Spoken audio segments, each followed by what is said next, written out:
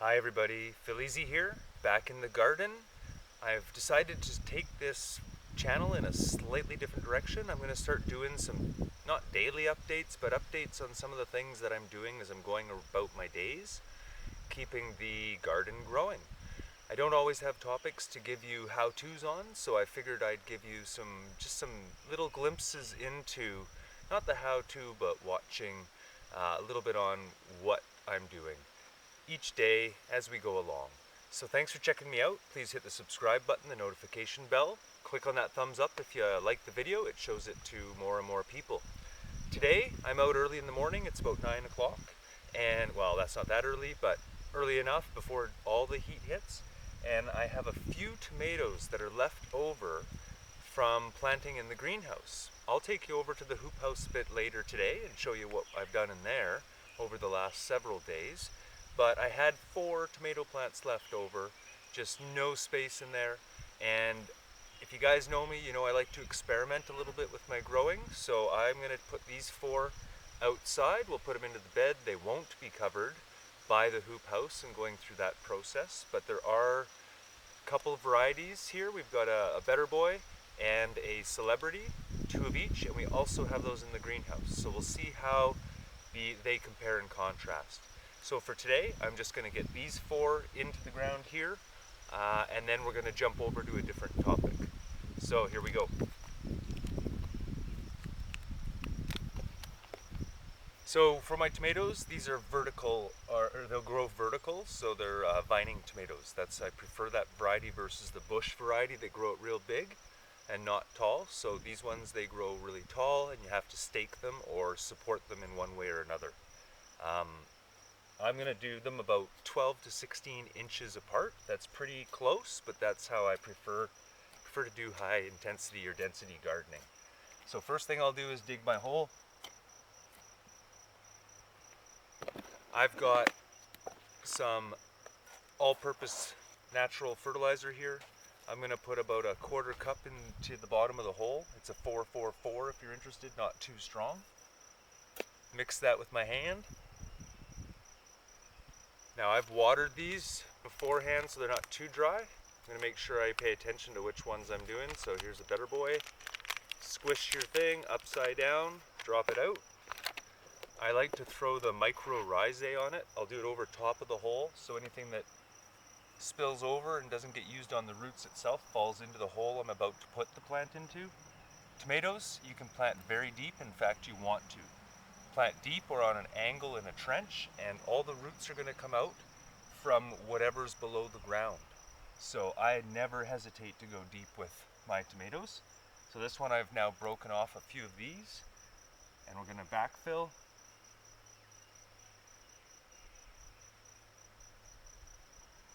All right, there's tomato number 1.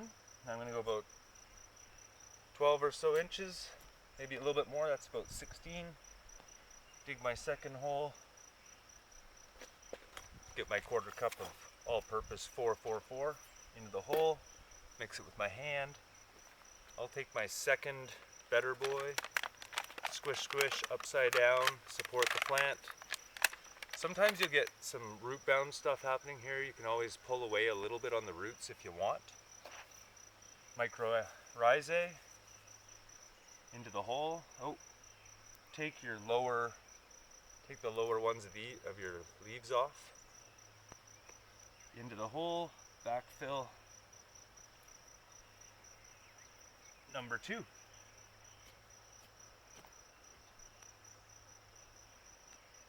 I won't repeat everything here because you've heard me a couple times now, but you're probably getting the sense of it.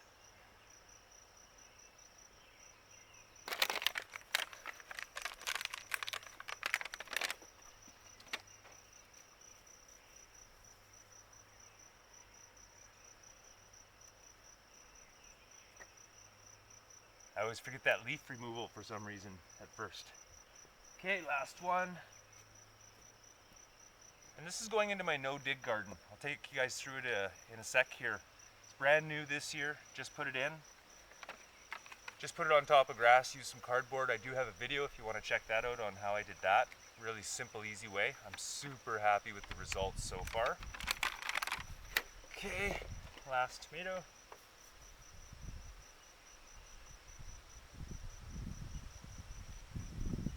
Okay, and don't forget to label. Put your labels on the tomatoes, so it's easy, really easy to forget which is which, especially if you do a bunch of them.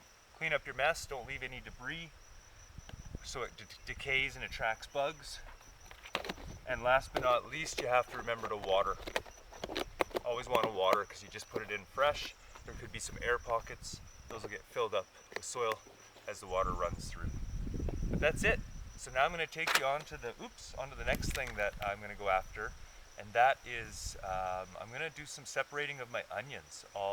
It's actually a pretty cool hack I think I just discovered this year. So here's where the no-dig is at now. Got a whole bunch of different stuff in.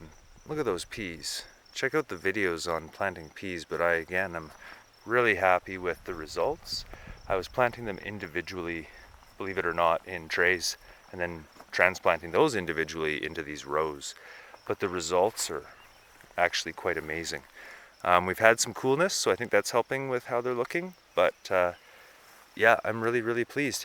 If you take a close look here, you may or may not notice, but I've actually run a row of onions down the front of that pea row there. And part of my thought process around that was I want more onions because these are the long storage. They go over the whole winter. They'll last right up until now. But also I noticed that when I had planted my onions, I was following a technique where you plant them in bunches. So I was doing an experiment, some in bunches, some individual. And what I discovered as these grew is that some of these bunches are more than the 3 that are recommended. So the really cool hack that I discovered is how to basically take your onions as they are, as you see them here, and I'm going to show you actually right now how I turn those into a whole bunch more individual onions. It's actually quite simple. Check it out.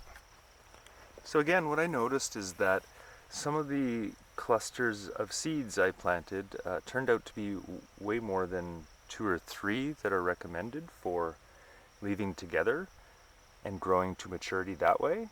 So what I'm doing is I'm looking at some of these and I'm seeing this one's got a whole bunch. So here's what I've been doing.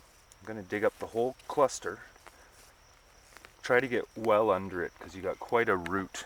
There's quite a bit of root development happening here. I'll break away the extra soil, and then what we're going to be left with, I'll check out, we're left with this whole thing. So one of the first things I'm going to do is when I transplant them, I find when they're this big and long that they want to fall over. So I'm just going to cut them down to size. And you can do this, it's not going to kill them. I'm going to leave about, I don't know if we can see, about 6 inches there. I'll have to clean up that debris. And that gets this into a little bit more of a controllable situation for me. To get them apart, you can see there's quite a mess of roots here.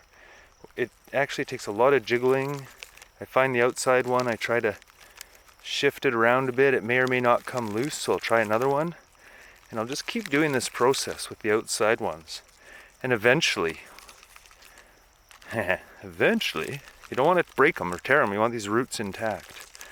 But they will tease, that might be the best word, tease apart. Okay, here we go. Here comes one. But again, I'm just giving these gentle pulls each time. There we go. So we're able to tease that out. And we're going to end up teasing out, and it should get a bit easier. Again, try to find that one that's ready to release. This is a pretty tight cluster. There we go. Now they'll start coming. Okay. All right. So we took that cluster and we've got 6 onions here with really good roots. And now what I'm going to do is I'm going to plant them in the ground individually, and I'll probably put them in front of those peas, another row of peas, just because space is a bit of an issue, and I know the peas are going to only grow for so long, and then they'll end up finishing off midsummer probably, and then the onions will have all the space to themselves. So that's what I'm going to do now, is throw these into the ground. So I hinted at it earlier, but the other maintenance that I want to do with my onions is I want to take off these tops. They're getting quite long, and as you can see, flopping. So for me, what I've discovered is that if I take off a little bit of it, it'll give it not as much droopiness, more strength, it can grow stronger, and I'm assuming end up with better onions. But as I say that, I'm going to again do yet another experiment. I've got enough onions where I can leave some long and cut some, and we'll do some comparing and contrasting. So let me just top off a bunch of these. Again, 6 inches about where you want to go, whatever you feel comfortable with, really. I'm going to grab a cluster.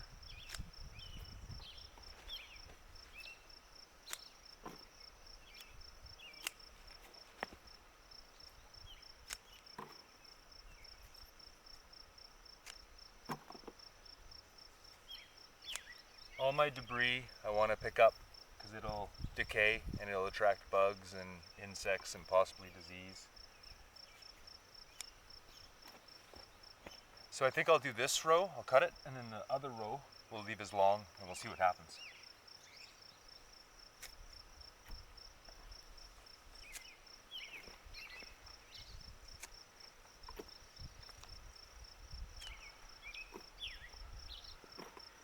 All right, there you have it. So those are trimmed, these are not. We'll see how that compares. I'll probably circle back around, but not with the camera, and go after some of these clusters because there's still some that have way more than the 2 or 3 that I saw recommended. And I'll get those out in front of the peas, and we'll just work on increasing the crop that way. As I'm here, I might as well talk about what else you can see is the carrots. These are ones that you want to thin as you go. Some people, depending on how tightly clustered they are, they'll thin them by pulling them and eating them when they're a certain size.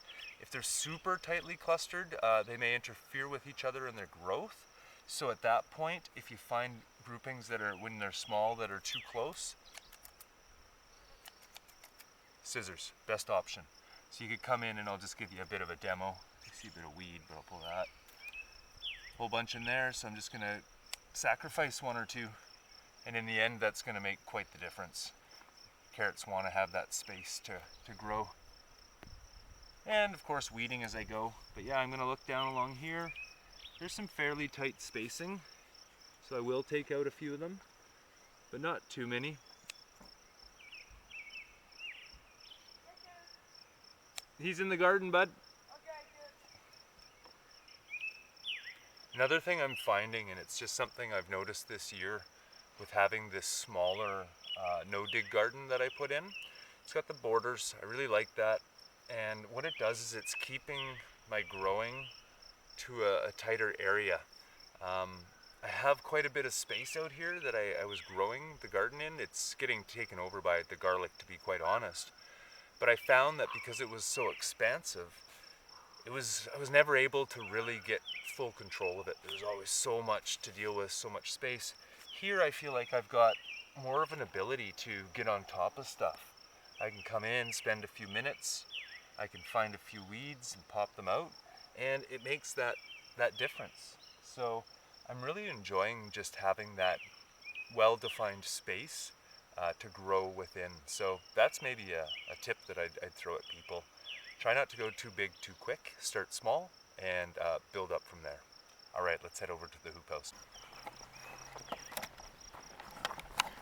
Okay, so we're expecting 31 degrees centigrade today, so quite warm. That's why you already see the hoop house sides up, doors open, windows open.